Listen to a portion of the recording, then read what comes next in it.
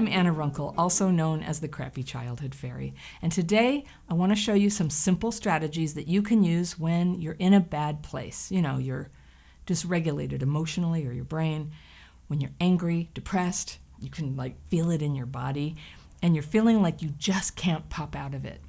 Now, sometimes there's no reason for this. If you're like me, you just wake up that way sometimes. It's what Pete Walker calls an emotional flashback. Or maybe you're feeling bad for a specific reason.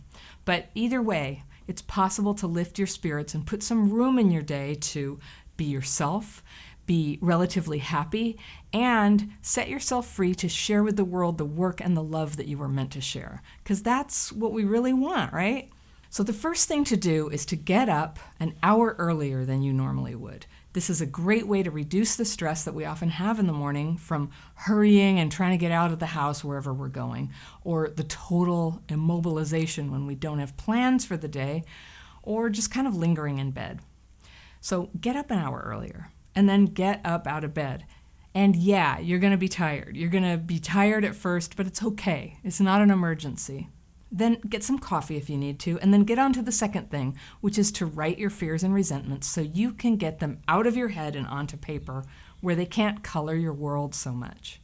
There's a whole video and download where I show you how to do this, and you can link to it in the description section below.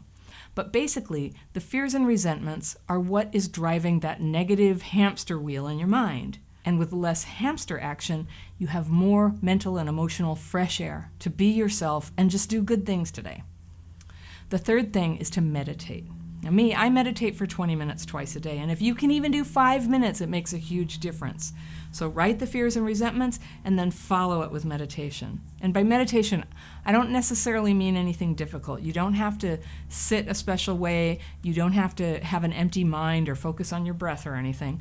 You just rest with your eyes closed, sitting, maybe with a mantra. And there's a video about that in the description section too. I'll give you all of that down below.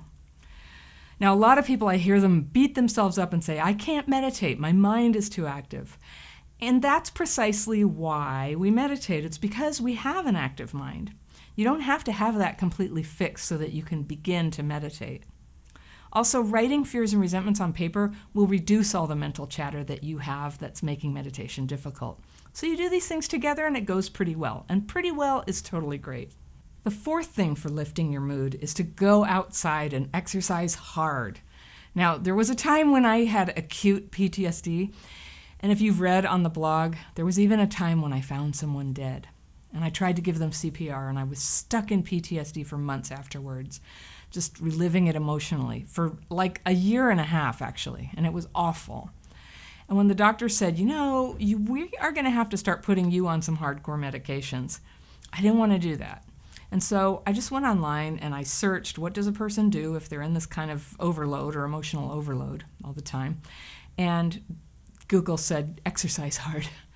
Just exercise hard. Nobody had told me that, but I went and tried it, and it was so effective.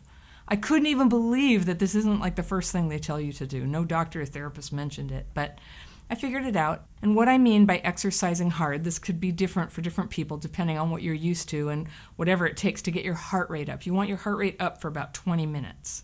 If you're able to run, running is great. And if that's a little more than you can do, just a brisk walk for 20 minutes will help. If you can't walk briskly for 20 minutes, just anything to get your heart rate up. It's a good thing to do when you're in the middle of a life crisis.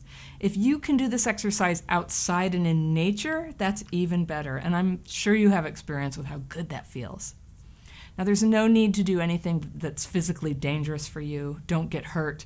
It's just to get that movement going. And the reason I say outside is outside where the sun is on us, and even if it's bad weather, our brains like to know what day it is. They like to know what time of year it is and what season it is. And so being outside helps us get calibrated and feel normal in our bodies. And then in turn, this helps us be able to sleep normally and feel hungry at the right times. And of course, the daylight is really helpful to move that depression away. It just sweeps it away like yesterday's dust.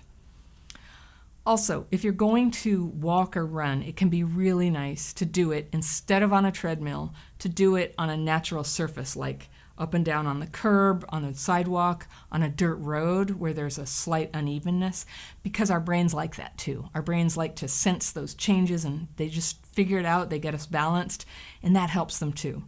So much of what's going on with childhood PTSD, especially when we're struggling in our mood or feeling physically deadened, is that it's like we don't have our head together. There's a dysregulation going on in the brain and in the nervous system and also in the emotions. And we all instinctively know how to re-regulate. You get kind of freaked out, you pull yourself back together. These are the techniques that will help you do that faster and more often. Now, movement together with other people, especially when we're following verbal instructions like you would be in kickboxing or Zumba or something where an instructor is calling stuff out like to the right, or to the left, or left kick. Anything where we're hearing and responding with our bodies to the left and right cues accelerates your recalibration and the re-regulation of your brain, and it brings you out of that PTSD fog. Number 6 is to have some coffee. Caffeine is a pick-me-up. You don't want to have too much, obviously, but more and more the research seems to show that it's okay to have some coffee. And if you're feeling low, it's a great way to just kind of pick up your energy.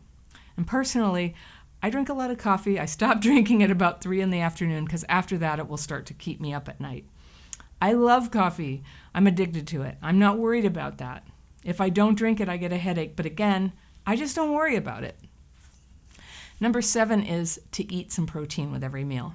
Overeating, and particularly sugar and carb addiction, are very strongly connected to childhood PTSD. And a lot of breakfast foods like, toast, donuts, cereal, that kind of thing, it's pure carbs. And carbs will kind of take your energy and lift you up, and then they'll make you tired. And anything that's making your endocrine system spike and go down, up, down, it tends to be a little triggering for the PTSD too. So a little quick piece of advice is make sure you're eating protein with your meals, even if you're eating it with carbs, so that you might have some, eggs on toast, peanut butter sandwich. And it just helps to keep you a little more balanced and keep you a little less triggered with childhood PTSD. It's good for you eating protein too. Also, with childhood PTSD, it's really easy to start the day with a sense of overwhelm. A sense of overwhelm is familiar for a lot of us. And so to start breaking that down and to start experiencing the happiness of doing something useful every day, it's good to make a list. And so every morning after I meditate, I make a list of things, of the most important things that I'd like to get done that day. Now, I know that there's a lot of stuff on my list that I'm not going to get to, but I go ahead and I list them. And then I try to zero in on what are the 3 or so most important things for me to get done that day. Now, still those things might be things I can't get done today. So then I go in and I look at the one most important thing that I get done today, and I make that the top priority, and I do that first. So sometimes when I'm choosing what's going to be the first thing to do, I take the hardest thing and make that first. I just take the hardest thing out of the way so that I can eliminate that sense of dread that bogs me down, and then I can get on with stuff that's easier for me. Maybe it's, a phone call that I'm not looking forward to making because it's embarrassing or I'm going to hurt somebody's feelings. Number 9, this one is kind of special, but if you just want to get your spirits up, fight the urge to talk about anything negative. Now, we've been conditioned, if we're feeling bad about something, to talk to as many people as possible, especially if you're a woman and people go, "Hey, how are you doing?" It's like, "Oh, well, this thing is going on and it's so hard." If you want to change your mood, I just encourage you to experiment with, don't talk about it. Don't talk about the thing that's bothering you. Keep your focus on where you're trying to go, on the stuff that's positive for you. Now, I don't mean categorically never talk about what's bothering you, but sometimes it's purposeful to talk to somebody about something that's bothering you, of course, and you should do that, but just generally try experimenting with not talking about the thing that's bothering you, and you will be surprised how easy it is to have your mood start going in a completely new direction when you're not constantly reminding yourself about something. Number 10, there's a question to ask yourself. What am I avoiding? And a lot of times, a depressed mood for me is really just a sense of dread about something I'm avoiding. And it could be something like, I'm avoiding learning about something that I know that I need to know for work. It's often that for me. I'm avoiding a person that I really ought to be paying attention to. I'm avoiding a task that I need to do and it's bothering me. It's kind of ruining all my free time, thinking I ought to be doing it and I'm not doing it. So I write what I'm avoiding and then I put it on the to-do list for the day and I get back to work. So finally, and this is like the cherry on the sundae, if you really want to have a good day and lift your mood, find something that you can do for somebody where they won't find out who did it for them, or you're not going to get any credit. And the reason I say that is because if there's any chance that we're going to be thought of as a great person sometimes, it can kind of pollute the beneficial effects of doing kindnesses for other people. So you can call somebody who you know is having a hard time. And when you're at the grocery store, you could take your cart back to the cart area and then, go get a couple more carts. Now, most grocery stores, they have somebody whose job that is, and I don't know if that's going to make a difference for their job. But for you, it's going to make you feel better to just go do that little extra thing for somebody. If you work with other people and you're picking up something to eat when you go out, just see if somebody else would like a sandwich too and bring it to them. And if you can, pay for it for them. You'll feel good. If you can't afford to give people sandwiches, you can give them a kind word. You can put a hand on their shoulder and just say, "You're doing a great job." Or you can compliment them and say, "The way that you just explained that to somebody was so clear and so genuine." Now, don't make stuff up when you compliment people, but pay attention to what other people have done that's deserving of a compliment and just give it to them. And when you do that, you become an agent of good.